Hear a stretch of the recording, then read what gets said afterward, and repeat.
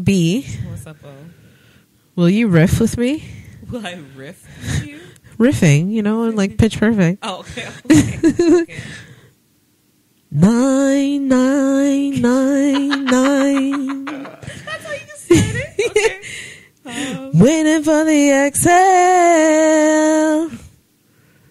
I throw my pain from the wishes in a wishing well. This is really random, but okay. I can't breathe. I'm waiting for the exhale. Plus my pain from the wishes in a wishing well. Still no luck, but oh well. Try even though I know I'm gonna fail. Am I leading this? Stress on the shoulders like an inhale. Person's got me itching like an inhale. Killing me softly, Lauren Hill. Sometimes I don't know how to feel. Rest in peace to a real one. Honestly, that song touches my heart. That's what Rest in peace, Juice WRLD. Oh my god. I didn't even know the guy, but You missed out on a good one. I missed out on a good, just like, legend, for it's just sure. a legend. Yeah. I didn't know. I had no idea. And that's the thing. That's the whole point that is going to be made today. Oh. You just never know, right? Okay. But on that note, let's get to it. Let's do this. I got that dish. Got that. I got that dish. Dish. Dish. I got that dish. I got that dish. That dish. Hey y'all, it's Onika, And it's your girl B. and you are dishing with Dainty Dish. How you doing today, B? You know, scratching, surviving as always. Good time. Good times hanging in a child line. And that, again, the relevance of that song. Because once again, it talks about the socioeconomic. Like, I'm going deep on this one. Oh I my did God. my research. I'm going deep. Okay. Like of a marginalized population. Like, hanging in a child line, not hanging at Red Lobsters, like hanging at the IHOP. No, Nope. they're hanging in a child line. Like, Ellie's on the mic with us Yeah. today. Hey, What's up, Ellie. what's You can't see him on the camera because, you know, we're doing that camera thing. Hit us up on the Instagram if you want to see those videos. Tiana is also in the house. What's up, Tiana? She don't have a mic, yo. but that's okay. Silent but deadly. Anyways, yeah, so it's so relevant. But, like, yeah, you're scratching and surviving. Good times. And how are Good you times. doing? Are you going to come up with another riff right now? For no, how you're doing? honestly. That was a good intro. That was- Thank you. Yeah. Thank you. Yeah, I did top my five. best. It's tough. I enjoy since Bianca's been on the show, there's been a singing component to the show. I was never able to express myself in that because nobody in my family likes to hear me sing. So I sang my Uncle Ralph happy birthday today, and every time I sing happy birthday, I'm like, whole and serenade. many more, nailed it. And then, like, my Auntie Wendy goes, why do you always say nailed it at the end of your happy birthdays? It's like, because you know what? If I don't compliment myself, ain't nobody gonna compliment me. I'm not waiting for you to say I sound good singing happy birthday. I'm gonna tell myself I sound good singing happy birthday. So that was my day. Like, Oh my gosh. Well, sounds like an eventful one. yeah. But topic du jour. Yes. Something I recently learned about hip hop therapy. I have always wanted to do a podcast on hip hop. I am not a hip hop head by any stretch of the imagination. I'm a Drake head for sure. This is true. That's Drake like stan. Yeah. like Drake. I'm not even. Yeah, not it's even not a even a head. level You're of a stan. fan. You're a Yeah. Huh? Stan. You know what that is? A Drake stan, like a stan of an artist. What's a STAN? Like a stan? Yeah. You What never is- heard that before? No. What's that term? It just means you're like, okay, so it's from like that Eminem song back in the day. Oh, then, a like, stan. Oh, a you remember that Stan song? fan. Yeah, like remember Stanley. Stan? Yeah. In that Oh, Eminem biggest song? fan. He's Yeah. the biggest fan. The but then greatest he, like, fan. This is Sam. he's obsessed Yeah. about him. Yeah, so that's not like Oh, the term. Stan. Yeah. We say Okay. this. Most definitely. So You know what's we the say term? this, guys. What's the term? Stan. Stan. I'm a Yeah. stan. Yeah. No, I would never die for Drake. You die in his There's no truck. one. There's no one. You find your way in his truck. I wouldn't kill for him, and I wouldn't die for him. I don't love him that much. I love, She's the type of fan that sings the songs and then like forgets the title. Yeah, and the lyrics too. Because here's Yeah. the thing. I always say this to people about Drake and me and our relationship. It's a whole situationship. Like in my head. Then we go back to the term. in my head. It's a reality, Then we go back to the term I Onika. was Yeah. So no, but I'm too busy listening and taking in what he is saying to me and the message that he's trying to give to me. To you. Drake's not to me specifically. To you. To me, he's speaking directly to me as far as I'm concerned. And the reason I Directly think to you. this. I know it sounds crazy, but he got me through some really hard times when I was in the hospital.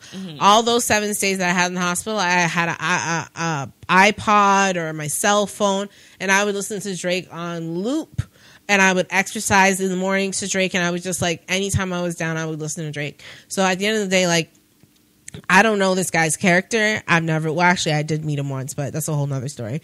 And it was not. So It was not. She's not The hallucinating. aftermath wasn't a good interaction. So happens. it happened. She met Aubrey. I met Aubrey. And apparently Aubrey wanted to let me know he was Drake. So that's fine.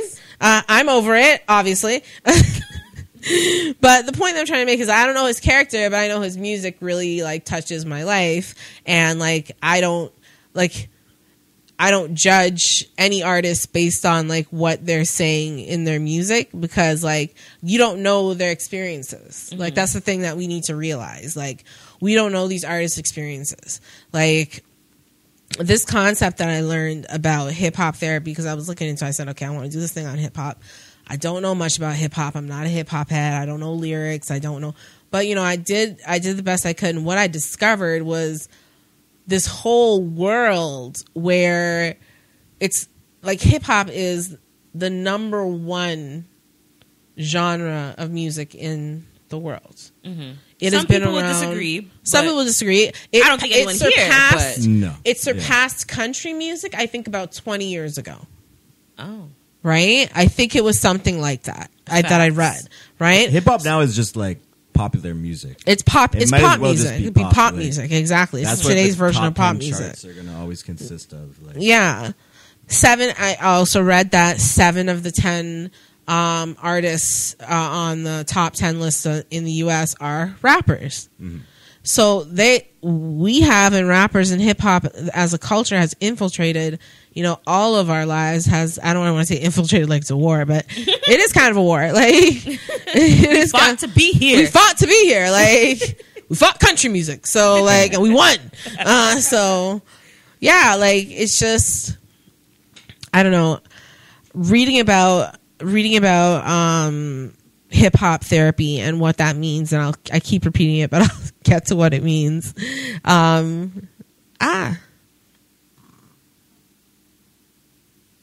Y'all, I got notes.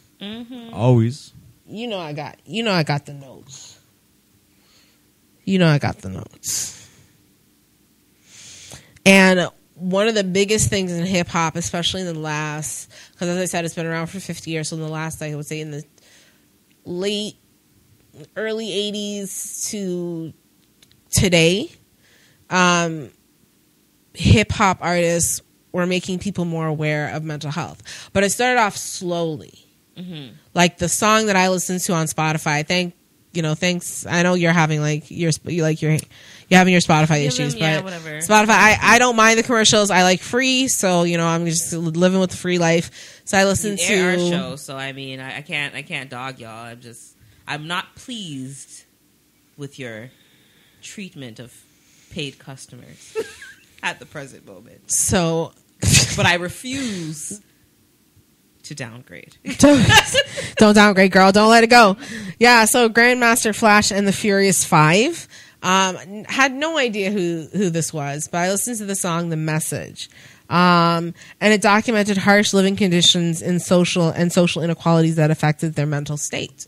Mm-hmm. So that was the beginning. It kind of opened a floodgate, right? Beginning of This was also if you go back in history, this was one of the first big hip hop songs. Like arguably probably the first hip hop hit that was actually like on radio. Mm-hmm. Like it made a huge impact. We on might the have to culture. put a little snippet of this. Yeah, in, we you might know, have to because for- I don't know if like the younger Generations. generation wouldn't really be on it, Yeah. but it's Like, literally I probably remember- the like, I'll know first the hip hop song. hit from like what year was it? 1982. 82. Yeah. My birth year. So I wouldn't even have known. really. Like, But it's I interesting wouldn't that have known. this song had this message like that, but it was also the start of this whole hip hop movement. Exactly. I think it kind of shows where the roots have always been of But the culture. You know what I mean? people have been It- refusing to see it because it just hasn't always been as present, so- but I yeah. think it's always been there. you know? Yeah. Yeah. For sure. Yeah, so that was the beginning. And then in the 80s and the 90s, which is my generation, you had the like Biggies, you had the Tupacs, you had that. Those were like really the big two that I can remember from my past, the whole like conflicts with them and whatever else. But there were explicit lyrics talking about like mental health, but it was camouflaged by masculinity. Like, so it's like I'm gonna lean towards men. I'm gonna talk about it, but I'm still a man. It was So- camouflaged in violence still, Violence and drugs. and Yeah, being a badass, being a badass, Even being a though gangster, there was a gangster rap. background- That's what it was called, gangster yeah, rap. background story. Machismo, they say, and it discouraged weakness.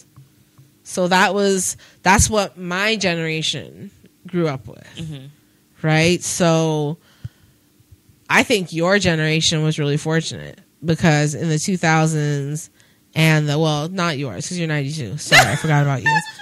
You're like, bitch, I'm 28 years old. No, but like the 2000 babies, the 2010s, like that's when something apparently called emo rap became emo hip hop. What is that, Ellie? Do you know what that is? So tell the audience. You're the expert Yeah, today. no, so, like- I'm just here. I'm just throwing out information and whatever sticks. Emo Talk rap over really these is just more, I guess, being more in tune with your emotions, obviously. Like, you look at someone like Drake. Like where what? Oh, yeah. He came out actually talking, on some real, some sad boy shit. Like, Sad boy. that's basically what it was. Sad boy Oh, shit. yeah. No, but like he was that. But think about it. For rap, if you think That was back- unheard of. You're not That was coming like unheard that of. on the You're track. You're not just a light skinned boy supposed to be talking from about drugs Toronto. and guns Yeah, and guns. drugs. But he Oh, grew up. Steve Harvey shit. Where did he even grow up? Like in but Mississauga. Drake is the biggest rapper that we've ever seen. So it's- ever. I mean, there's something to that. Like, you're talking about things that more people can relate to. Emotions are a big part of that. But anyways, so emo rap kind of came in. I'm about to look up an emo with rap that. song right But now. I don't 'cause think I'm it doesn't a really. little- I don't know. Emo rap kind of has that's a kind of a crazy name for it. Like, I don't know. Well, that's what they say. It's somewhere in here I've where never you really get No, to heard it. anyone Get call to it. it. that is not our generation. That is the Gen Z generation. Oh, is that I the looked Gen up Z? The artist, Little Peep. Oh Like yeah. Juice WRLD. So no, Juice sorry, that's what I was WRLD. gonna say. Like XXX, then it like that Lil did Uzi, actually like- like you just said. Then it did become a thing, and like around 2016, where it literally was, hip I hop. think it started they say it started in 2008 with Kanye's 808 and Heartbreak. Nah, Kid- see, I don't. No, Kid because Cudi, I they don't. have That's Kid what I'm Cudi. speaking on with the Drake and Kid Cudi stuff. But Yeah. there was actually a whole subgenre where it's, it's hip hop beats, but the sounds more like some indie rock band, from, stuff, the early yeah. 2000s. You know what I mean? Yeah. like Blink 182 or some shit. They have like Young that. Thug on this list apparently, but I mean, Nah, see, that's too broad. Like that's Yeah, that's like- different. That's different. no. And I don't know, like they talk about the relationship between mental health and masculinity. We know it's complex because, growing up as a man, I think, especially, it's been basically under 50, we'll say. It really sounded like you said it was yourself growing up as a man. Just No, that's not what I meant. I've always been a woman. Last I checked. Hold on. Boobs? Yep, they're there. No. Maybe lose my train Sorry, of thought. growing up. Yeah. No, but men 50 and under, growing up as a man, not me, they experienced this like hip hop that expressed things like that was really promoting drug culture and gang violence, and using those things as an excuse for the terrible things that were happening in those neighborhoods and with those families and those people. Right? So, you know, that's what we learned. But as I was saying, like the Gen Z generation is a little bit more fortunate, but at the same time, I think it's unfortunate because there's two sides to this animal. There's a side where they talk about mental illness, depression, anxiety, but then there's the side where they talk about the self-harm and promoting the drug use, that are for Miley Percocet, like, you know. Those problems. Yeah, like prescribed by a doctor. After you go to therapy and you've been assessed. Like they're just getting it off the street or wherever they get it from, you know, like so there's two sides to that animal. And like I just don't know, like when you listen to hip hop music, as Elliot, I'm talking to Elliot, what resonates the most with you when it comes to how they address mental health? I think a lot of it, it's more on the side of when you're addressing your mental health by using substances. Like let's be real, that's probably most of the time what people are addressing when it comes to rap. Like it's about drinking to kind of avoid, and this is obviously not a positive thing as it relates to mental health, but it's a reality of, I think, what we all kind of go through where we sometimes use substances to numb the pain or numb issues that we experience in life. So I mean, realistically, that's probably what I relate to the most. But then on a more positive side, I mean, I think music in general can improve your mental health in many ways. Yes. So, it makes you feel. It makes you feel. Someone else feels the same way that you feel. That's what I was going to say. Yeah, exactly. Yeah. Yeah, someone's experiencing the same things you're experiencing. It's empathy. And somebody that's so considered you know, a celebrity or whatever, an artist. Like, they're experiencing something that's similar so to human, you. Yeah. This is why I like to be like, you know, people need to stop worshiping celebrities because they're humans. Yeah, they're just people that just have a little bit more money than everybody else. Yeah, they're just because they people. have a talent that was discovered and they've profited off of. Like that is what a celebrity is. Yeah, they're nobody God sent. Like they're not Mozart come back. You know, they're just a talented person. There's a talented person that profited off of their talents most of the time. Like or you know, or developed popularity from something that people find entertaining. At the end of the day, you know. So like, but they're humans. They still have emotions and things. That other girl the other day, I don't even know her name, but the Gen Zs would know her. I'm sorry, the TikTok girl. She has paparazzi following her now home and stuff, and she's there breaking down and crying in her house. I'm thinking like, this is what you asked for. Did you not think of this was going to happen? A celebrity, of being popular on the internet? Yeah. People want to know what you're doing 24/7. You know, they want to be in your business. You know, so I don't know. Something interesting I read. Did you know that Lil Wayne put a gun to his chest when he was a kid? He shot himself. Yeah. And like he talked about it in his lyrics. He wanted to end his life. Oh, wow. He talked about it in an interview that he wanted to end his life. When you see artists for me like Lil Wayne and Kanye West, I always go back to Kanye because, you know, I have a lot of empathy for Kanye West. As a human being, I don't know the man, never met him, but we share the same illness, so I will always be on Kanye's side no matter what. I will always be on Kanye's side no matter what. But you see them spiraling. Like there's that period of time where Lil Wayne all he was drinking was like scissor or like and he was the drink, and he was having seizures and like that. Like I just don't see how people can look at a population like the black population, and I'm not going to talk about white people listen to hip hop and Asians and all these other people. I'm talking about black people. So, you know, you're looking at a population, you know, of rappers, majority black, and as a people, especially in the United States, they have gone through so much trauma. Prior to them becoming an artist, like or prior or during? just generational trauma. Yeah. Like, I'm taking it back to slavery. I was like, I love, you know what I loved? I love Black AF, how he's like, every episode is because of slavery. Like, the answer was it's because of slavery. Because of slavery. Every chapter 5, because of slavery. Yeah, so like, oh, sorry.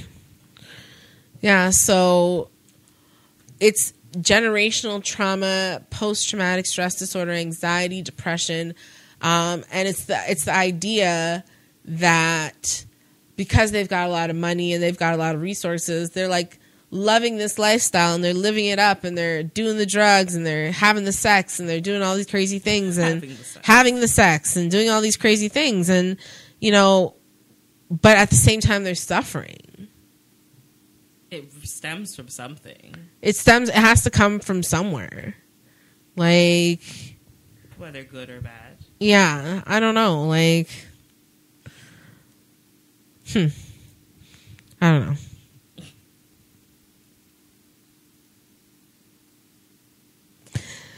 So the sensitive side of rappers. What are our thoughts? The sensitive side of Sensitive side. I mean, yeah. Expand on that more. So I know we talked about I don't want to call it emo rap, but rappers that are now opening up more about their mental health. So like the Kid Cudis, Chance the Rapper, like Logic, like all these songs coming up and coming songs that are addressing mental health, and they're doing anti-stigma like events, and they're building this, like they're becoming aware. They're building awareness. Yeah, I mean, I think that's ultimately like a really good thing. Like, I think that there's certain people that are going to really relate to that, and then, you know, find it helpful. And certain, like with that Logic song, like I'm personally not a big fan of him myself, but when I saw that and I saw that it was on the radio, I was like, respect, like. That's There's powerful. kids You're using a platform. It And actually, there's going to be kids that really need that right now. Like he named the song. One. I have it in here somewhere. Yeah. Like 1-800-273-8255. And that was the National Suicide Prevention Line. And apparently, that was a big song. Yeah, like, when he performed it at the Grammys, after that, song, yeah. the calls went up, like they tripled. Yeah, so on the like, helpline. You can't hate on that at all. Like that. No. It's needed. It's definitely needed because, you know, there obviously is still people that, you know, are in the hoods and experiencing the gun violence and experiencing the drugs and all those things, and that's fine. Normally, rap is, you know, portrayed to telling that story. Normally, it tells that story for those people, but there are kids who aren't living that life. And that's when there used to be, you know, a period of time. I remember when I was in high school, like there was a period of time. Listen, I was a suburban child. We grew up as Dave Chappelle says, we grew up. We were just poor enough to grow up, or rich enough to grow up poor around white people. Yeah, like that's how rich you were. That's how rich you just were. rich enough to grow up poor around white people. People still let me know, hey, you're black. Like you like, poor, so, you don't belong like, here, yeah, but you're you know, here. Like you don't have a pool in your backyard. Yeah, so, like you might have 3 trees, but like you know, like, yeah. You're not sorry, you don't have in-ground pool. You're not quite there yet. Yeah, you know you're not in-ground pool level. Yeah, no, well, we moved even from that even to more middle, you know, class. No, it was mid to upper class. When we went to mid to upper class, you know, mid upper class, like I was going to school with kids that thought they could call, you know, Nottingham and block. Like they were trying to transform. Like we were a hood. Like, we literally lived in a place called Nottingham Homes. It's an enclave, community homes. Yeah. They have enclaves, just like in France. Like roundabouts. So the roundabouts, the cul-de-sacs, right? But her little juvenile people at her school would call it the N block. Like, yeah, I'm on the N block. Because, and that's the thing, those same kids were listening to that hip hop Type of music hip-hop that and they thought that gangster rap, This is and what they I'm thought like- they could be gangster. 100%. 100%. Me, I was a dance hall child myself. Yeah, personally, I like Okay, dance yeah, songs. yeah, I okay. like the dance But- song. Me, I was more into the R&B at the know? time, so I was into the R&B. You know, that old school stuff and things like that. But like, yeah, like it was a real thing in that that era. You know, the 2000 early 2000s and whatever. But something had to change because No, not I mean, every that was- kid experiences Yeah, and that was Like, Yeah. those early 2000s were like the peak of that mainstream, but like gangster rap. Like you have like 50, Game, the 50 game, Cent, Young yeah. Jeezy, like all these guys that portrayed this that were ultra living in hard- America in the hard South. gangster image, Chicago but rappers. this was music that was on your Much Music, MTV, Yeah. on the radio. Like it's not really like that now in the same way. Like there's obviously still real like they got YouTube street now. music, So, but it's all on yeah, YouTube like, now. So it's like Yeah. the stuff that you hear on the radio is more going to be along the lines of emotional rap, emo rap, or whatever you want to call That's it. light enough for the It's- kids' ears yeah, and not it's harsh pop enough, music. It's you pop know, music. but To not too offend white soft. people. Yeah, like yeah. It's Yeah. true. I remember when the radio used to have that little intro thing in the middle, like if anything that you deem on our radio stations is not worthy, please give us a Yeah, call, call this so we can number. call Oh, this jeez. number. Yeah, there was a point in time because you know, like remember even in early 2000s or like 2010. They started desensitizing words that were like so triggered, like, you know, that were taboo for us. Yeah. Fuck, shit, bitch. All those things started getting desensitized. You would hear it on the TV in shows and stuff, right? So like, HBO started that, I think. yo, so you gotta be real. Like everything was changing, and people thought that, oh, well, now I could hear it on the radio. Like I'm about that life. Yeah. What about the idea of rappers thinking that they're their own therapist?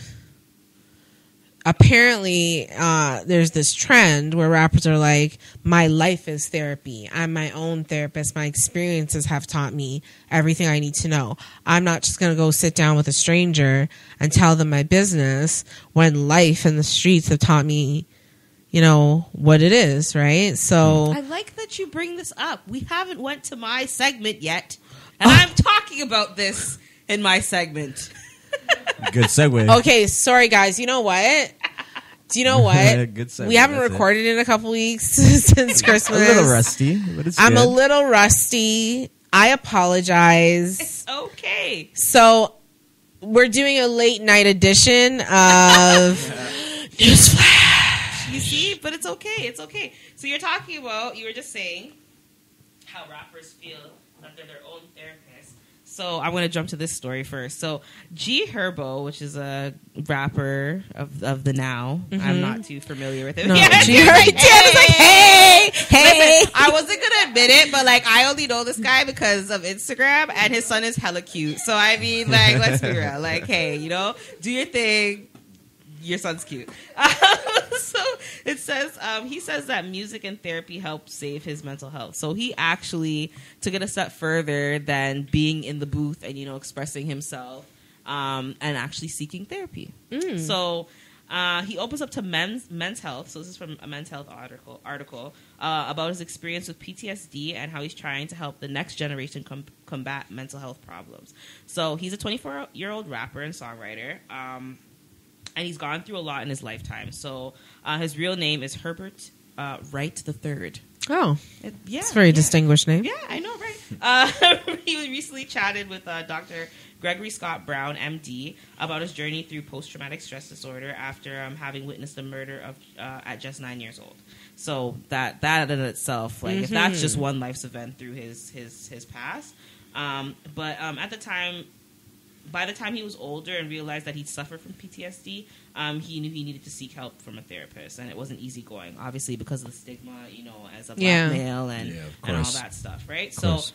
he said that his experience was unique. He said the experience is unique for black men in particular. We feel like we're strong enough to take on the pain, anger, and frustration and everything we're up against on a day-to-day. He says we think it's normal to just hold it in. So going back to what you're saying, where they're saying, you know, they're their own therapists. You know, Yeah. whatever that. So one way the rapper has been able to combat his mental health is to write music. So, going to the booth. In the studio, he writes songs that help him get things off of his chest that he wouldn't otherwise be able to properly communicate. So he says that when people heard a song, when people hear one of my songs, they apply it to themselves because it actually is talking about people in my life that have affected me, and I may have affected. He may have affected, but wasn't able to communicate verbally. So he goes on to basically say that he wants to impact the next generation with an initiative, which he calls swerving through stress. He's hoping to bring together 150 kids from different parts of Chicago and provide them with free therapy sessions and more if successful, so they can discuss what's happening in their lives and how to build themselves a better future. So he also said that when he went to therapy for the first time, as everybody knows who's been to therapy, he was scared and he was nervous about it because, the stigma. And he had to call... Oh, sorry. Something's playing on my phone off the website. That's, sorry, guys. He said he was nervous. He had to calm himself down his first therapy session. He just wanted to find a solution to the problem, and he wanted to stop carrying a gun because, they, in the States, obviously, license to carry. Yeah. And realized it wasn't... He realized that he wanted to realize what it was about himself, or talk to somebody that could make him understand himself, that he's not a criminal, he's a family man, a businessman, and above all things, a human being. So this is another thing where I'm saying, people got to stop putting these rappers and artists on a pedestal, because they are just regular people, human beings that go through experiences that anybody else would have went through, because who would have known at 9 years old he seen a murder happen, PTSD. So these are things that contribute to people's lives, and hip-hop obviously helps him express that. So that is one. Yeah, that's that socioeconomic factor, like where you're from and exactly your psychology, like what's happened to you psychologically. That's all you're like growing up PTSD around. And biology as well. Like that's Has the that effect on biopsychosocial cycle. People, people. me and my man like to joke around and say this, but Cameron said a line. He's like, "You think you special? People get shot every day." Yeah, of course. Like, that is some real shit. Like, people really think that mentality because of what they grow up around. Like, people die every day. And that's not what. That's not normal. That's not normal. That's not normal behavior. But it is for a lot of people. People really fail to realize that people live different lives that you don't see. Like, you're one being, and the people that are around you are other beings, but you don't know what the next person that you missed down the road experienced, or, you never know. And took your order at McDonald's. You don't know that they moved from God knows where to get to McDonald's, and that's a better life for them, So, just things to think about. Yeah. Thank you. Definitely. I'll just do one more. Do one more. Just one more, because we did this is a late night. It's late night. So the next one we're talking about, we're gonna go and do another artist, I guess. So Big Sean, whoop, whoop. He talks about his mental health and making it his number one priority. I think this is because of Janae Aiko. Such a good influence. Soft voice, I feel like now he has someone to talk to, and she's like, "Baby, what's wrong with you? Like, just tell me. What's going on, babe? Like, what's going on? Like, what's going on, Big Sean? Like, it's okay. We can sing about it. Yeah, we'll riff. We'll do a duet. They have a group together, eh? Oh gosh. You're not even ready. I have them on my Spotify, which I will get working, by the way. But they do have a group together, so I'm like, he's getting the right influence. So Big Sean has learned to take a break before he needs a break. This is what he says, in order to help manage his mental health. So the 32-year-old musician has opened up about his struggle with his mental health and the steps that he's taken to help him cope with it. So he admits to the the biggest trip he had. Sorry. He admits that the biggest tip that he's learned so far is being able to pace himself and take regular breaks before he reaches his point where he's in dire need of a break. So you just have to pace yourself and take a break before you need a break. It gets very real, especially with a person like me. I live inside my head so much, Big Sean told people. So from that, I gather he has anxiety. Yeah. So I go see, and the next thing he says, I go over scenarios. I go over scenarios, and I go over and over two or three times.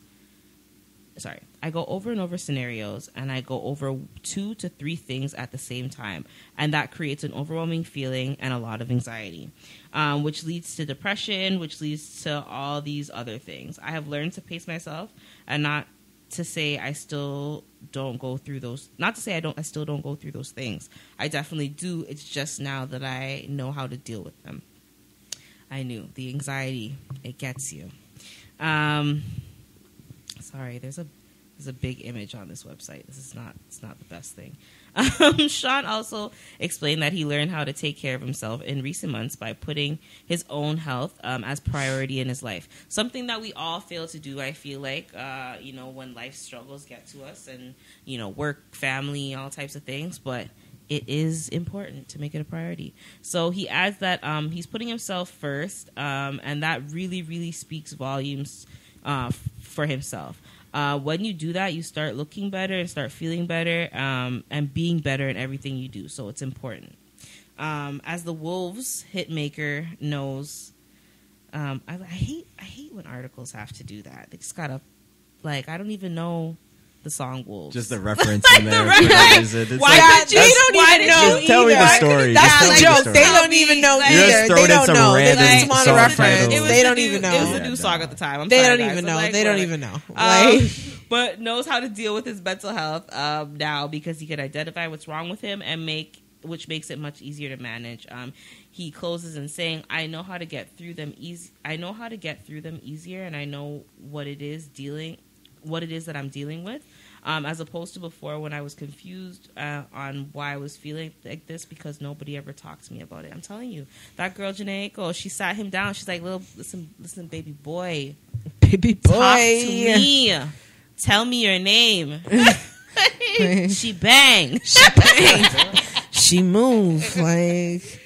Oh my you. gosh. But that's that. So I'll let you continue on. But I felt like it was the right time for the first one that you were saying that, Thanks. artists. You had to cut me off at some point, and I just started rambling. But back to, and there's an increase. I thought this was very interesting. They talked about an increased risk of contagion with these songs, like contagion, like a virus. I know. So I was what waiting it made to me, hear. when I heard that statement, it made me think of, okay, what happened in the 90s that led to things like people using drugs and suicide, and I thought of I thought artist wise, contagious from artists. So there was an increase. I don't remember when I can't reference Kurt Cobain or anything really about Kurt Cobain. All I know, please fans, don't get mad at us. So don't get mad. Yeah. All I know is that he committed suicide. And I know around the time I was probably in elementary school,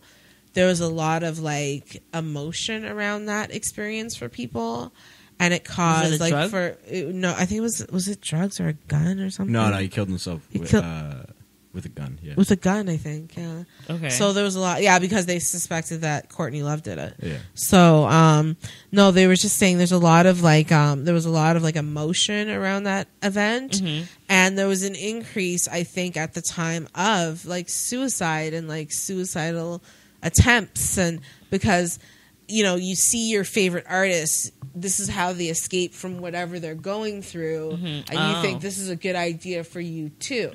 So that's also what's going on with the Miley Percocet, and 100%, Poppin' Molly and all of that 100%. stuff. It's just music influences people, and good or bad. Good or bad. Yeah, I think you have it's to double-ended, a double-ended sword. It's funny. 100%. It's just funny because even I started watching the History of Swear Words. I haven't seen it. It's on Netflix. It's actually really funny. It's with Nicolas Cage. He's freaking hilarious. I don't know why he's so stupid and hilarious, but he is. So Nicolas Cage, and he's going through all the swear words, and they were talking about the F word and how the F words related to hip hop, and it started getting such a bad rep because in the 80s they started putting the parental advisory stickers on albums, and strictly only hip hop albums, and not like you know rock albums and all that other stuff where they were probably biting off pigeon heads and all that crap. I'm sorry guys, but they started putting it on rap albums, and that's what kind of started dwelling rap albums to be bad for the profanity and stuff like that.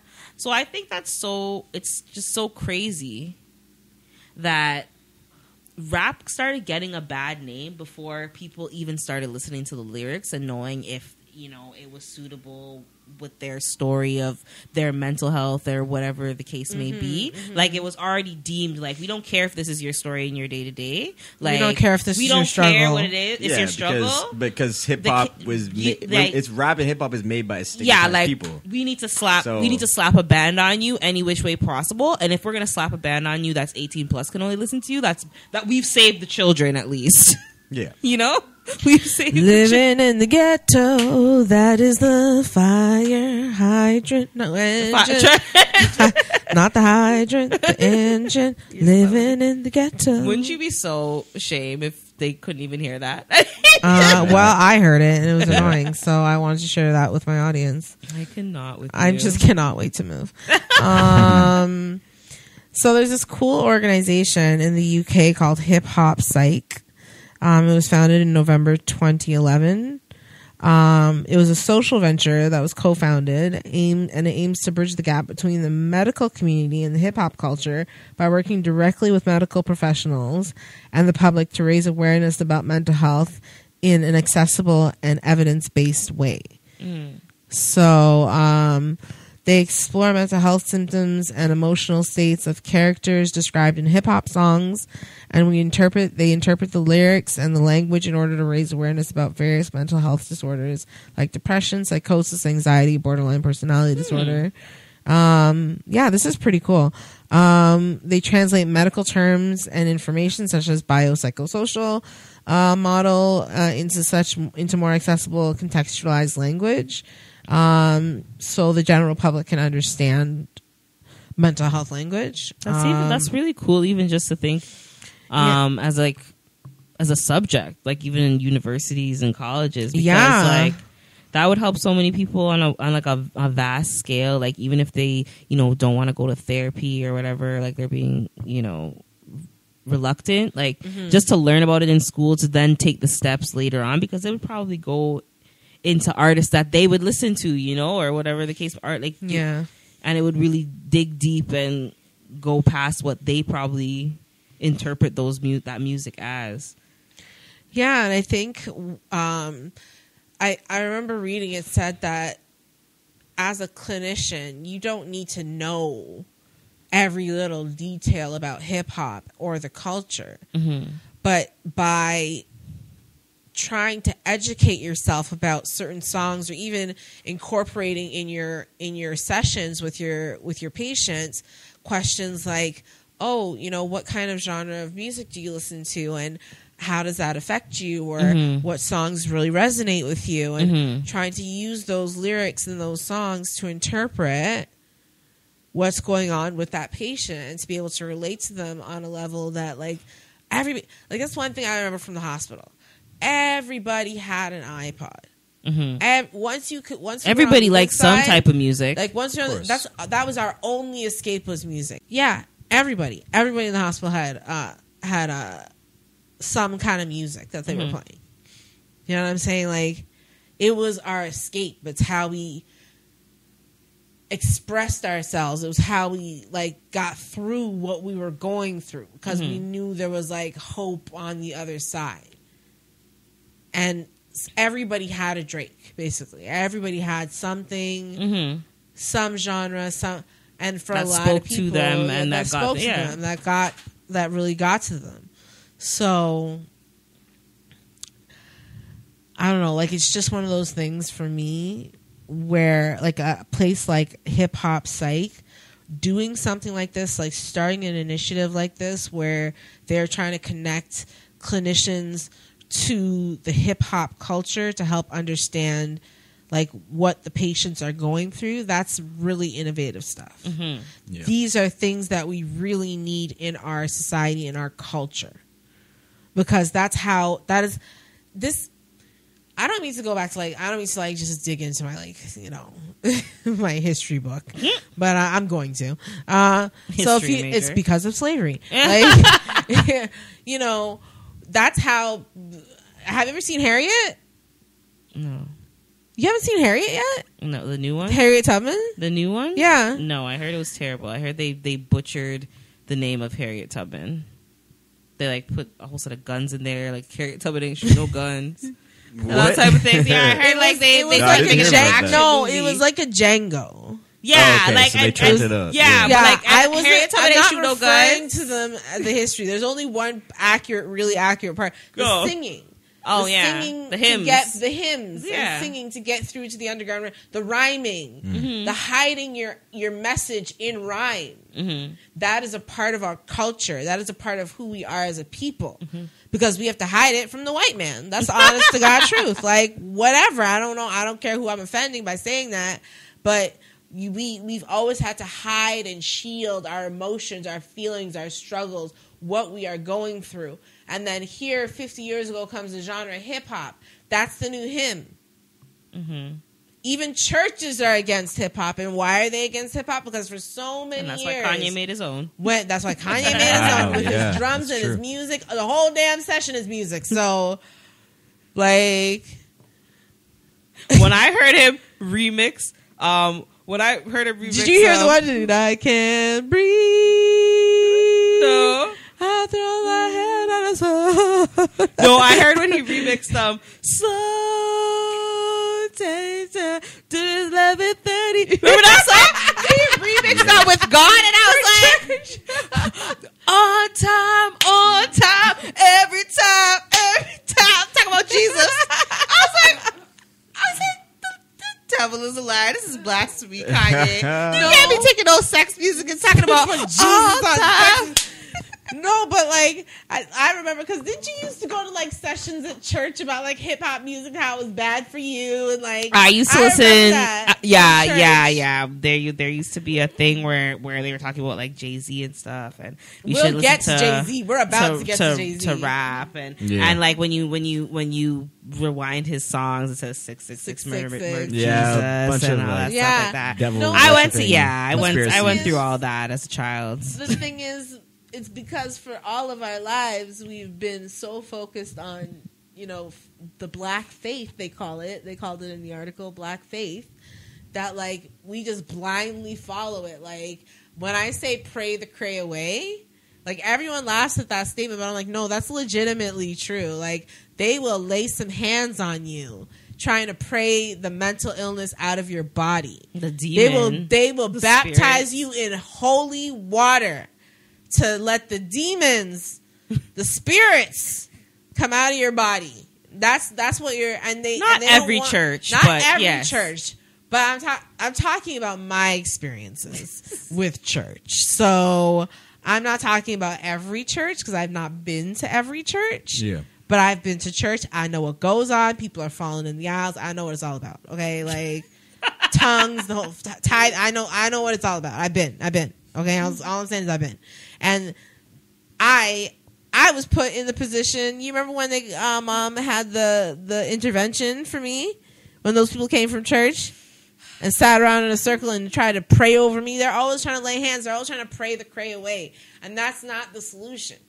Everyone's go to God, turn to God. And I'm not saying God doesn't help and God doesn't. I believe in God. I love God. He's mine. He's yours. Maybe he's not yours. It doesn't matter to me. That's your issue.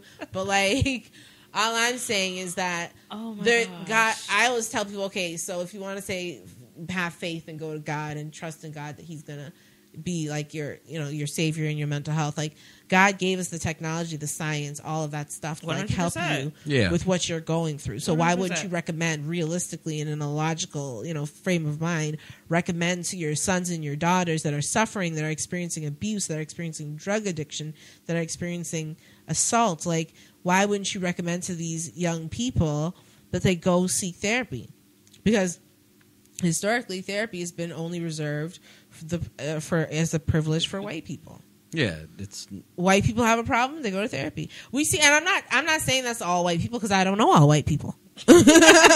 I know some white people, and I know they would recommend therapy for someone like me. but in black culture, it was. But it's not a hasn't thing. been They a call thing. it white. Yeah. They call it white. Oh, if you went up to if some kid from Compton in in 1996 when I was 14 went up to his parents and said, "Mom and Dad, I think I need some therapy." They'd clap his ass upside down. They'd be like, "This is some white go people depress them bullshit." dishes. Yeah, Mom and this Dad, some I'm white- depressed. Go depress Go them walk dishes. around the block. Go play some basketball. Go listen to some music. You do better something. go get some fresh air. I don't know what you're talking and make about. sure dinner's ready by 6. Like, You better go get some fresh air. yeah, like it's just. Oh my gosh. It's a part of our experience. Like, it's just a part of our experience. It's true. I'll give you that much. I have a question for you. What can hip hop do to stop the stigma? Like, what can hip hop do? Because there are still people to this day that are in the industry that will criticize people for seeking help and criticize artists for taking things like medications for their issues or talking and thinking about suicide. So there's still a long way to go, but like what can they do? What can we do? Practice what they preach or just don't give a fuck. Sorry, Mom. I said practice what they preach. I just don't give a fuck. Do what they want to do. Who?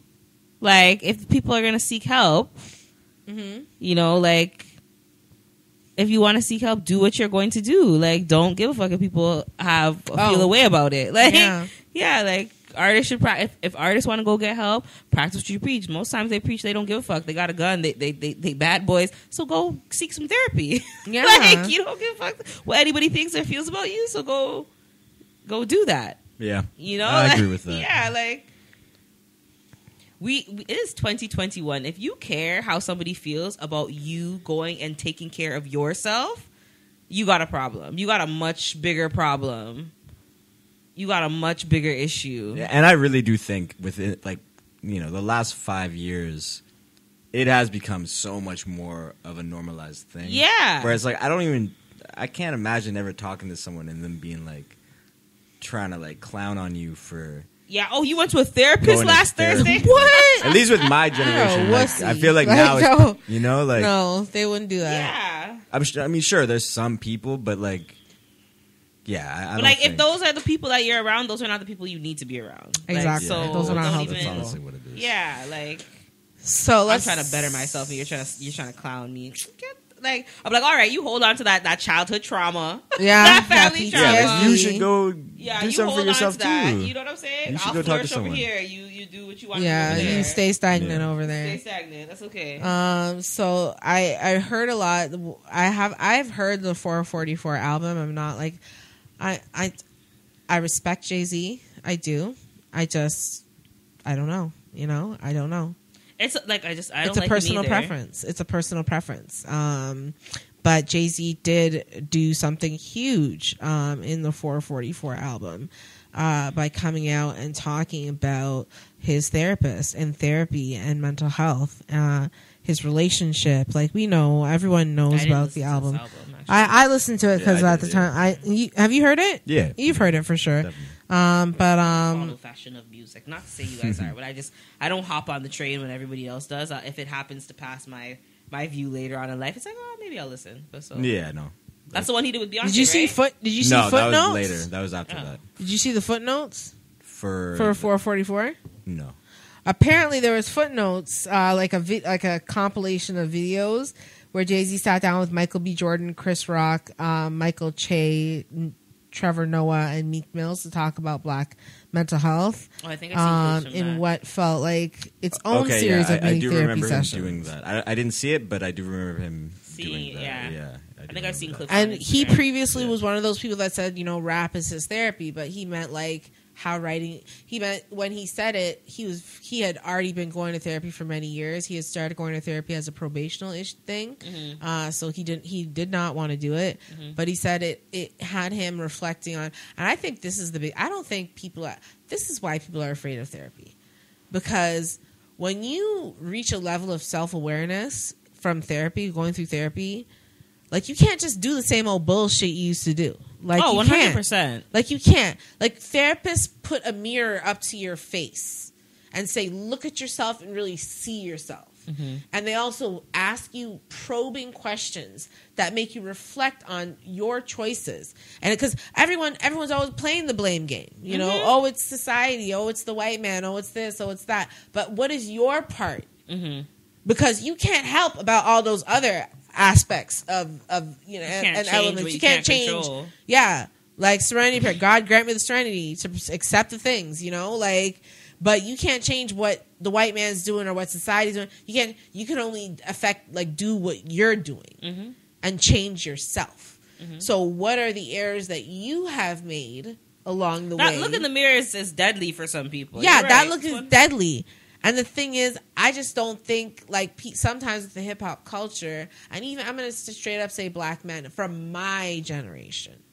Like, Elliot, you're of a different generation. I think black men of your generation are slightly different than black men of my generation. Yeah, I think it's more of a fear of that self-reflection. They would rather sit in their shit, like your girl says, and than stop and smell it, than resolve any unresolved issues from their past to because it's better opening their up present and their future. It's opening up a can of worms too that sometimes people are not ready to handle. But the thing is, you know what I learned about therapy though? You don't. It's not about ready. You're never going to be ready. 100%. Like you're never going to be effing ready. Like you're never going to be ready to open reflect. up a can. Nobody's ever ready to open up Pandora's a can of worms. box. No, you're never just ready have to do it. But that's what I'm saying. A lot of people just they've built up so many walls that to break the walls down into Pandora's box sometimes is so it's a lot overbearing for them. some people. Yeah, that they just see it as better to just leave the walls up and leave it right and there find their own don't ways to touch cope. it and find their own ways that to they've cope, been doing which is already. really sad. Definitely, but Yeah, those are people that unfortunately have to reach a rock of the rock bottom. To really deal with their issues. Be forced to. Yeah. So Jay-Z was quoted to say, music has always been my therapy, but I've been doing therapy for about 4 years now. When I first went to therapy, it was a probation thing, as I was saying, and I hated it. I wasn't ready for the level of getting to know yourself. It's easy to get to know other people, getting to know yourself and really asking yourself questions you don't want to hear. What role did you play in the things that you've done? That's a big thing. Because they're talking about killing people and doing drugs and being on the streets and gang banging and cheating on their girlfriends and their wives and making multiple babies. Like, all of that stuff has to stem from somewhere. It has to stem from some kind of crazy ass trauma. Like, that stuff doesn't just, nobody just naturally, in my mind, does wakes up one morning and just says, I'm going to be a drug dealer or I'm going to be a pimp. Circumstances. It's necessity. It's the only option at times. I mean, no, don't get me wrong. There are those people out there that swear they wake up one morning and they decide I'm just going to be a drug dealer today because I don't have anything better to do and I don't want to work a job. There are those people. But for the people that are stuck in situations that is the lifestyle, then Yeah, the majority are doing it because they don't have another option. Yeah. Another option that's really there for them, Yeah. Kid Cudi. I don't really listen. There's a lot. You're seeing a lot of rappers, and I like.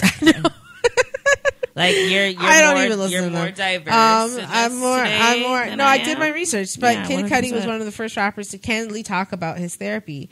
A year ago, I wouldn't even have gone to a therapist or psychotherapist, but I gave it a shot. It's working for me, but not for everybody. I've got some fucking problems. I'm good. It's good for me to talk to someone who helps me see things. I had no other choice. This was last year after he revealed he checked himself into rehab for depression and suicidal urges. So yeah, it's I know he's had his issues. His issues. Oh, and then I love this. Run DMC, Daryl McDaniels. He actually was quoted to say he put out a book called 10 Ways Not to Commit Suicide. Because he admitted he first sought professional help in 2004 and pushed for more black men to seek treatment. He said, when I went to therapy, I realized that therapy isn't soft. He said, therapy is gangsta. It actually empowered me. Like, it's like they're having all these revelations, but it's always been like it's right there. Like counseling, therapy, talking to a friend, just opening up, sharing, communicating, not in rhythm and rhyme, but just like talking, like This girl's like not in rhythm and rhyme. not in rhythm and rhyme. Though that's your, bread and butter. Not in I beat said bopping and do hopping. Doo-hopping. Okay. So And then there's Chance that suffers with anxiety. He admitted, I don't know how recently that was.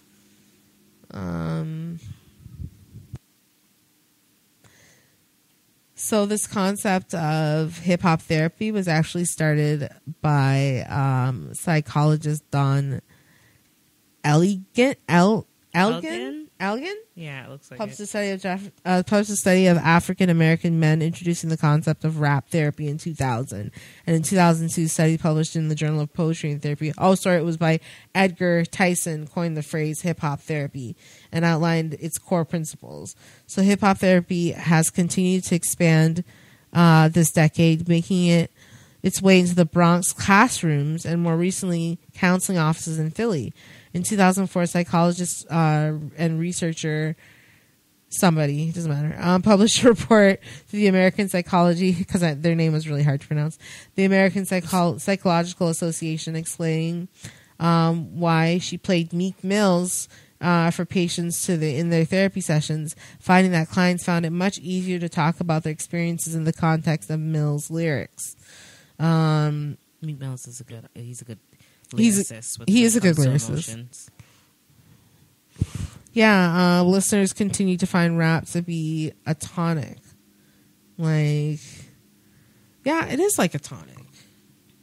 Like it feels like the cure to something. Like I don't know what that something is, but I don't it's know a what cure that to is. something. But it's a cure to something. Something. How to stay sane while black. This was a New York Times article. Morgan Parker explored the black sanity myth. This is where I read about the black faith. Black faith can be tantamount to blind trust when mental health is concerned, and suggests that therapy should almost be a birthright for black men. I love this line. Sometimes I think my depression is the most normal thing about me. We should all get free therapy. We could call it reparations. Ooh. I was like, whew. I'm going to snap to that one. That should be our reparations. Just free therapy for the rest of your life. I like and the both. land. Yeah. Like both. I would like both, actually. I'd still like the money and the land. Yeah. I would like therapy both. in there. You but could throw some therapy in make there. it a package deal. Yeah. I could take a little less land, a little more I would therapy if like you want. both. But like, let's not jump ahead of ourselves. Oh, Lord. You got more for us? I'm so sorry. Sorry, am I tiring you out? There's Girl, so much information. Like it's not about you. Like okay, I'm just gonna give some quick stats. Yeah. I'm gonna give some because I haven't done any stats, okay, so I'm gonna give some quick stats. and then we'll wrap this up. We'll have some final dish, and then we'll. Don't rush it for me. Like, No, it's okay. Listen, everybody can see me on the camera. I'm only yawning because I'm 2 kids deep. I'm too Like, I'm 2 kids deep. I'm tired. Like, I'm the nights get tired. long. Understandable. and it's just, Understandable.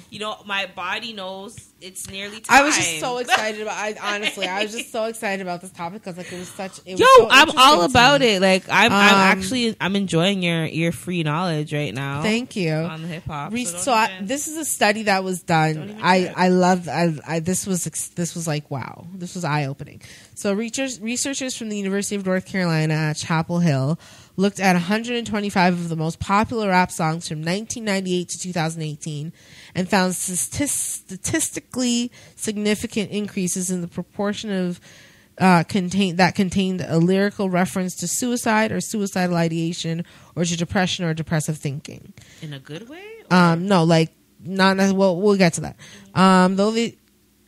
Though the share of songs with an anxiety-related reference did not increase significantly, the share in which artists deployed mental health metaphors such as pushed to the edge or fighting my demons did.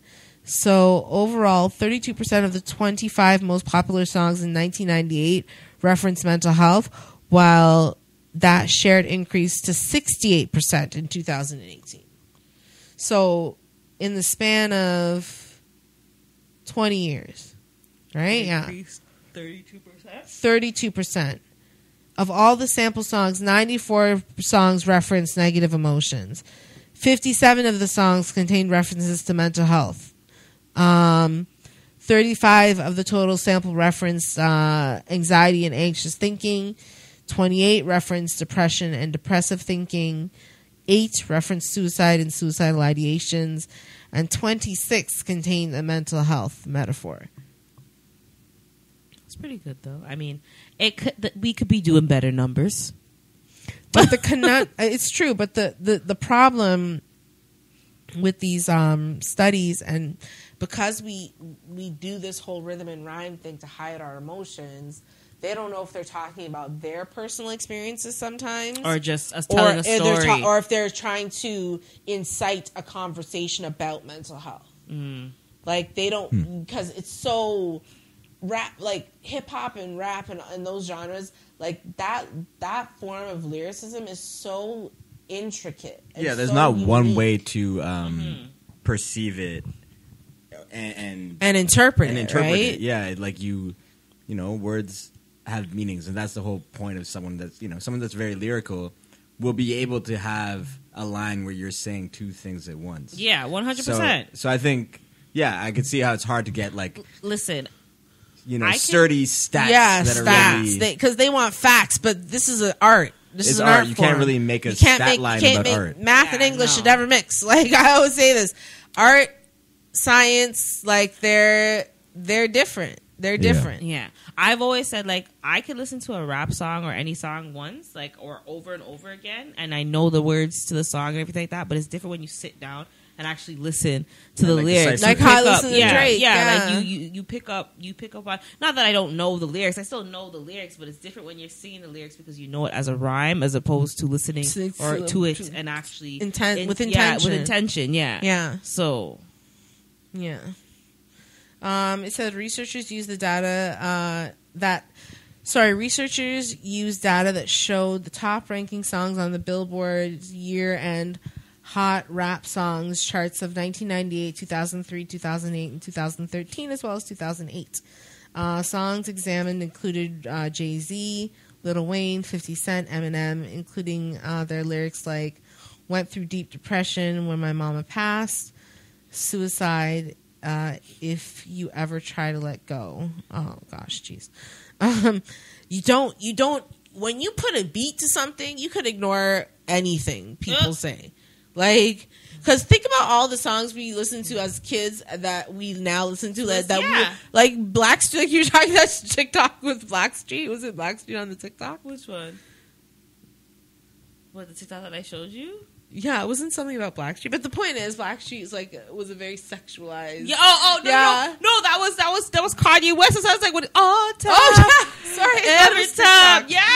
Yeah, That's what like you were talking about. yeah, but the thing is, like, as adults, when we play it back again, we're actually hearing these messages that are being put out there, right? Like, we're hearing these messages, and You know what I heard the other day? So Missy Elliott actually released a statement saying how tweets, oops, Oh yeah, it's not about masturbation and Yeah. sex.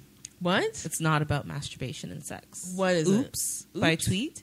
Oops, there Oh, goes please, my- yes, it She's is. like it's actually about her undressing after a long day and self love and appreciating her body. That's what that song's about. So, Oh my gosh. you know. According to a separate report from the Centers for Disease whatever, don't spit in my eye and tell me it's And fucking then they hurting. said that basically Like- like people ran with that and they just because it did numbers they just You're like, they- okay, they yeah, didn't that's the what it correct is. thing, No them. one like- expected anyone. Yeah. yeah and this she is- made masturbation popular. Like, so whatever. Thanks, tweet. According to a separate report from the Centers for Disease Control and Prevention, the suicide rate amongst people 10 to 24 years old increased nearly 56%. Excuse from me? 10 for the Centers for Disease Control and Prevention have found that suicide rates among people 10 to 24 years old have increased by nearly 56%, from 6.8 to 10.6 per 100,000 from 2007 to 2017. So it's increased 56%. Black adolescents rose 73% For F's sakes. from Why 1991 do our to stats always- 2007, while it fell for white people. Why do our stats always have to go up? That I mean, just like, is okay, what it like, is. you know, like, Yeah. yeah, like, I know, like, you know, realistically, like, you know, there's situations behind them going up, but, like, it was, did you not hear me already say the what for the first part? And then you had to just add fucking 73% after for black people? Like, Yeah. why couldn't we just Oh stay my with gosh. the 32%? I Tough. Yeah. so to end this off. Oh, that's how you're gonna just, oh, We'll wrap it up there. we'll wrap it up there. We'll wrap it up there. No. She No, closed the I book just so want- suddenly. I just She's want- like, we'll just wrap it up there. On that note, Shutting the book. I'm shutting it Everything down. I'm shutting down the studio. It's fucked. Everything's fucked. I'm shutting down the studio. No, because you're asking a question that like is so obvious because it's black people. Like look at what we've been through. Like, are you surprised that this is happening? The world is on fire. Donald Trump is about to blow up the world. Like, it's on fire. You shut your mouth. Like, We still have to live in this world. He will not blow it up.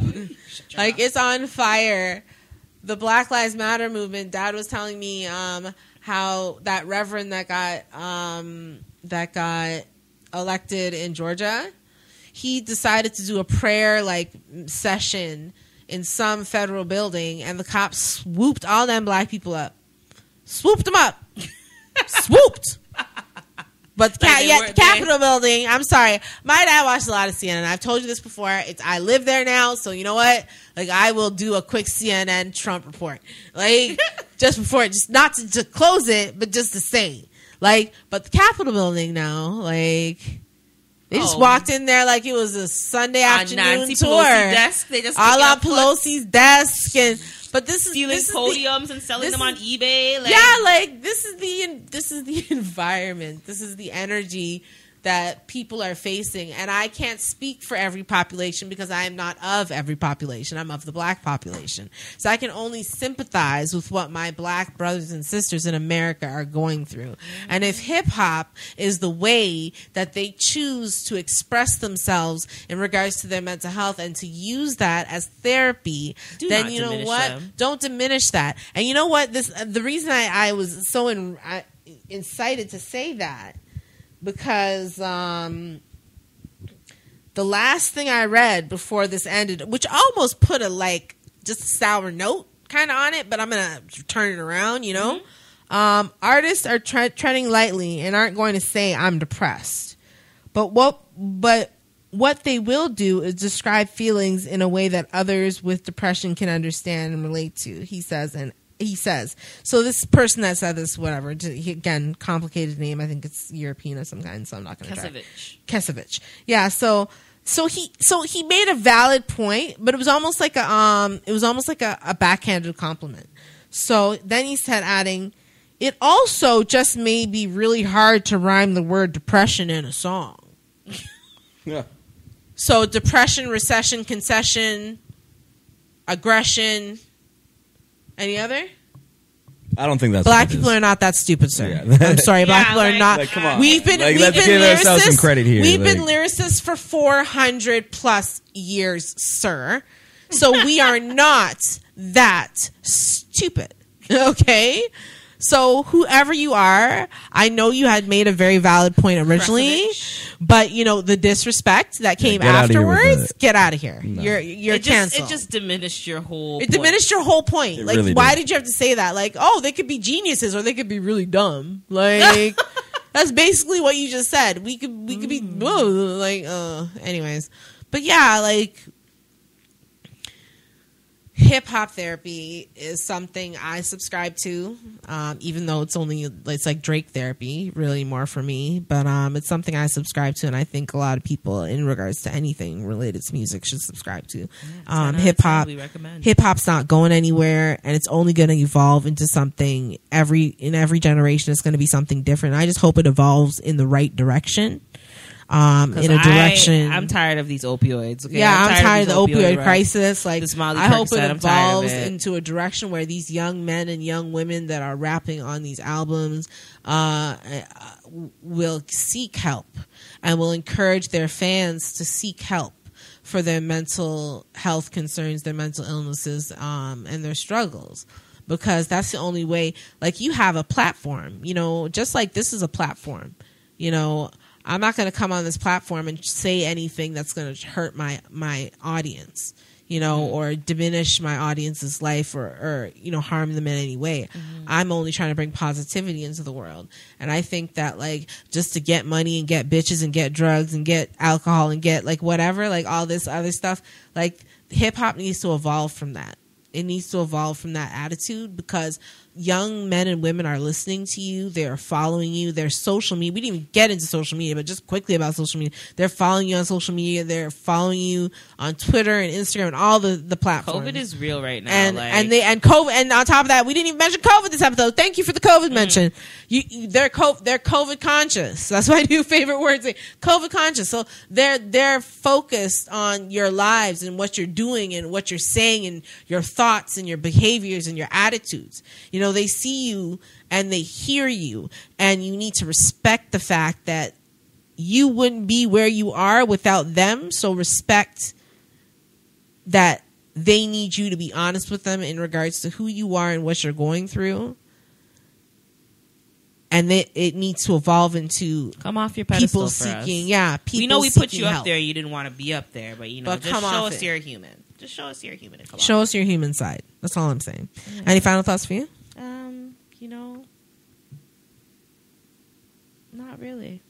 Okay. Hip hop, hip hop's going to do what hip hop always does. It's going to influence the future generations, whether good or bad. And just like you said, hopefully it's for the good. Because, we as black people already have enough on our plate as is. Like, just take rap off. Like, you know what I like? Just don't take it away. Don't let the man and don't let these people don't let them ruin your craft. Exactly. Or ruin your life. Just you have the narrative. You write the stories. You know, if you don't, your ghostwriters do. Like, you guys hold the pens. Yeah. So you have a lot of power. I want to say all the power, but you have a lot of power for these children. We're grown. We're old and grown. we're listening to your music, but we could smell bullshit a mile away. So Yes. we're not popping Amen, perkies, amen, and amen. we're not doing foolishness. but We're listening to it, and we're like, okay, clearly you got some problems. that you need to seek that you help need for. to address. Yeah. But there's other people out there that don't see it that way. So just do your due diligence. Please. Act accordingly. Y'all out here making children, so your children are gonna grow up and be teenagers at some point, and you'd hope the rappers of the future, if you're not one of them, deliver a decent message. So Thank you. Ali, any final thoughts? Yeah, I mean, just hopefully we'll see more artists being more vocal about anything that they're going through, and we can keep on pushing to have it not be a stigmatized thing to go to therapy and talk to someone, and hopefully there'll be someone that really comes and makes that a big part of their message for a song or something, or maybe more than that, but yeah, hopefully there'll be someone that can really bring that. We want an album. We want Mental health album. Who's gonna drop the first mental health? All mental health related album. Who's dropping it? I know it's gonna be Drake. Oh my gosh, he has been through nothing. He's been through nothing. He's kissed by the gods. All right, so yeah, B. Tell them how they can reach us. That's been the dish of the day. That's okay. So if you guys would like to reach out to us, share with us your artists that you personally feel are woke about mental health. So we could take a listen, and share with our listeners as well. You could reach us by sending us an email at dysh@daintydish.com. So that's DYSH at DAINTYDYSH.com. And if you're listening to us on Apple Music, give us 5 reserve 5. And if you're listening to us on any other streaming services, thank you so very much. Like, share, and subscribe. And if you'd like to get a hold of us collectively together, you can get a hold of us on Instagram. So that's Dainty Dish Podcast. So DAINTYDYSHPODCAST. And if you'd like to get a hold of us individually, my Instagram personally is that Muva Bad XO. So that's THATMUVABADXO. And if you'd like to get a hold of Onika's, hers is Best of Onika. That's BESTOFONIKA. And if you'd like to get a hold of Ellie, it's .LOITS.ELLO. And if you'd like to get a hold of Tiana, it is honey.t, right? So that's Oh, see, I didn't miss the Y last time. I don't think. Okay, I was doubting myself. So say it again, because they couldn't have heard so that. that's HONEEY.TEE.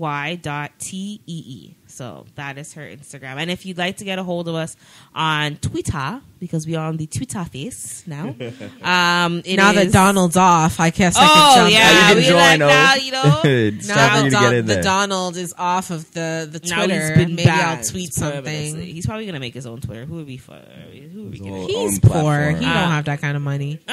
You'd hope so. That dude is always going bankrupt. What's our Twitter again? At Onika Dainty. Oh, it's at Onika Dainty. Yeah, it's just okay. Yeah, perfect. At yeah. Onika Dainty. So at Onika Dainty. If you don't know how to spell it, guys, come on. What are you doing? Seriously? Why are you even listening to this show if you can't No. We're not saying all that.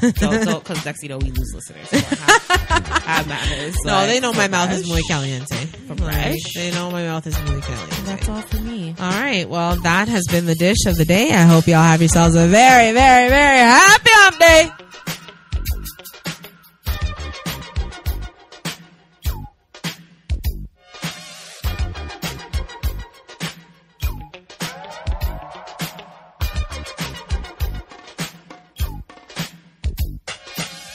Like a jungle sometimes, it makes me wonder how I keep from going under. It's like a jungle sometimes, it makes me wonder how I keep from going under.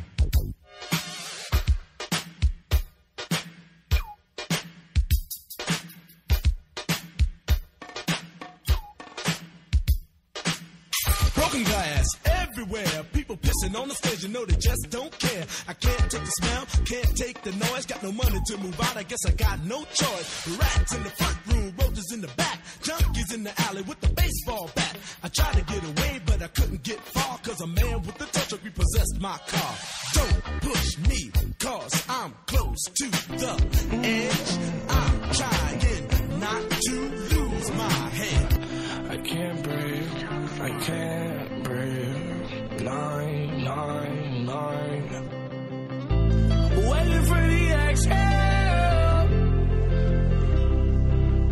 Toss my pain with my wishes in a wishing well. I can't breathe, I'm waiting for the exhale. Toss my pain with my wishes in a wishing well. Still no luck, but oh well. I still try even though I know I'm gon' fail. Stress on my shoulders like an anvil. Perky got me itching like an anthill.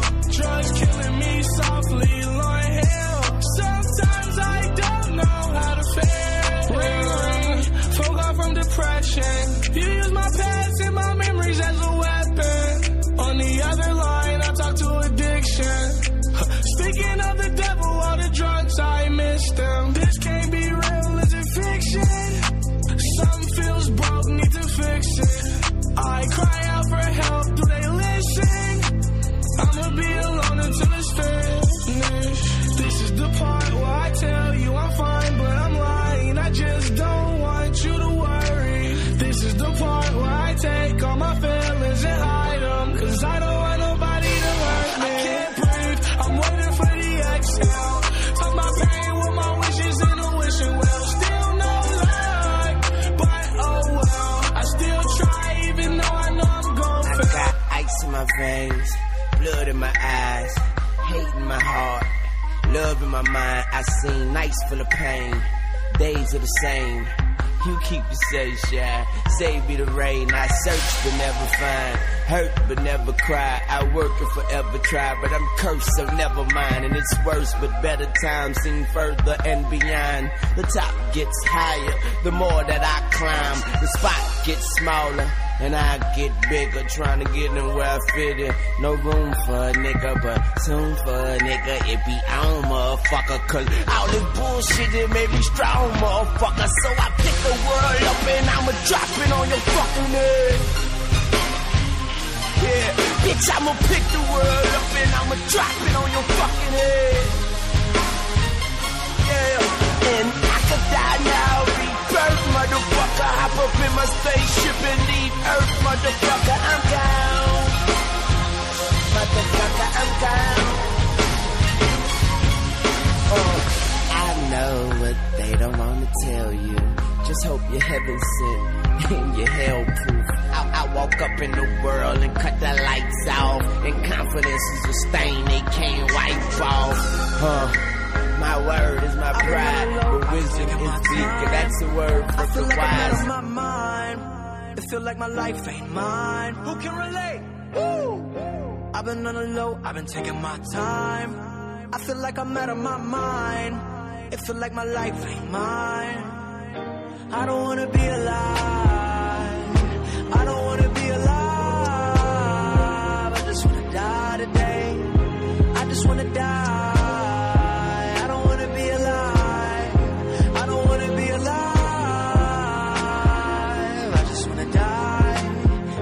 Tell you why. All this other shit I'm talking about, they think they know it. I've been praying for somebody to save me. No one's heroic in my life, don't even matter. I know it, I know it, I know I'm hurting deep down, but can't show it. I never had a place to call my own. I never had a home. Ain't nobody calling my phone. Where you been, where you at, what's on your mind? They say every life precious, but nobody care about mine. I've been on the low, I've been taking my time.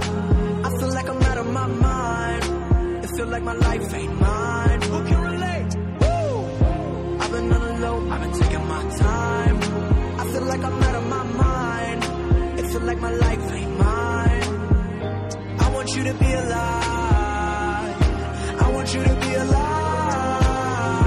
You don't gotta die today.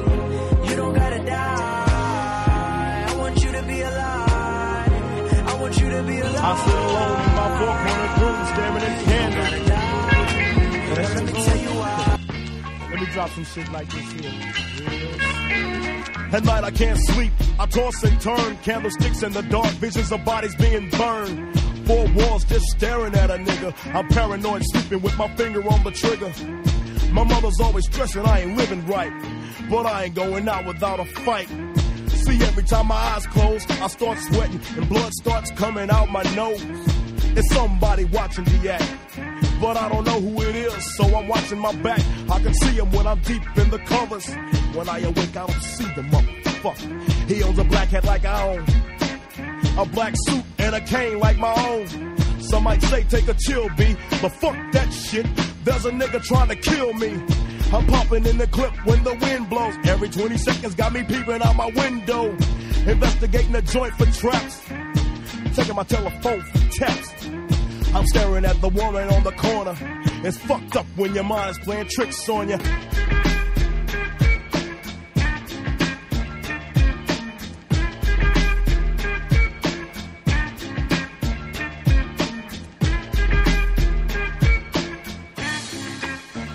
I make big money, I drive big cars, everybody know me. It's like I'm a movie star, but late at night, something ain't right. I feel I'm being tailed by the same sucker's headlights. Is it that fool that I ran off the block? Or is it that nigga last week that I shot? Or is it the one I beat for $5,000? Thought he had cane, but it was gold, not a flower. Reached under my seat, grabbed my popper for the suckers. Ain't no use in the line, I was scared of them a motherfucker. Hook the left in the Popeyes and bail down quick. If it's going down, let's get this shit over with. Here they come, just like I figured. I got my hand on the motherfucking trigger. When I saw 'em, make your ass start giggling. 3 blind, crippling, crazy senior citizens. I live by the swamp. I take my boys everywhere I go because I'm paranoid. I keep looking over my shoulder and peeping around corners. My mind is playing tricks on me.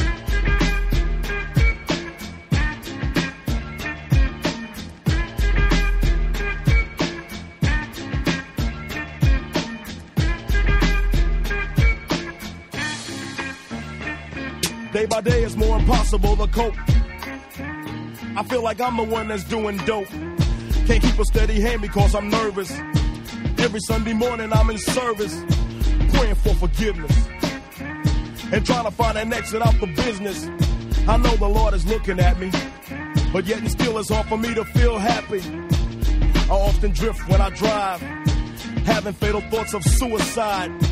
Bang and get it over with. And then I'm worry-free, but that's bullshit. I got a little boy to look after, and if I die, then my child will be a bastard. I had a woman down with me, but to me it seemed like she was down to get me. She helped me out in this shit, but to me she was just another bitch. Now she's back with her mother. Now I'm realizing that I love her. Now I'm feeling lonely.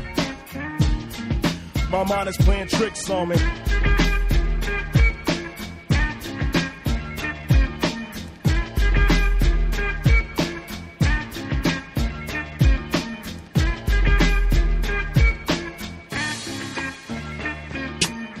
This year Halloween fell on a weekend. Me and Ghetto Boys are trick-or-treating, robbing little kids for bags, till an old man got behind our ass. So we speeded up the pace, took a look back, and he was right before our face. He'd be in for a squabble, no doubt, so I swung and hit the nigga in his mouth. He was going down, we figured, but this wasn't no ordinary nigga.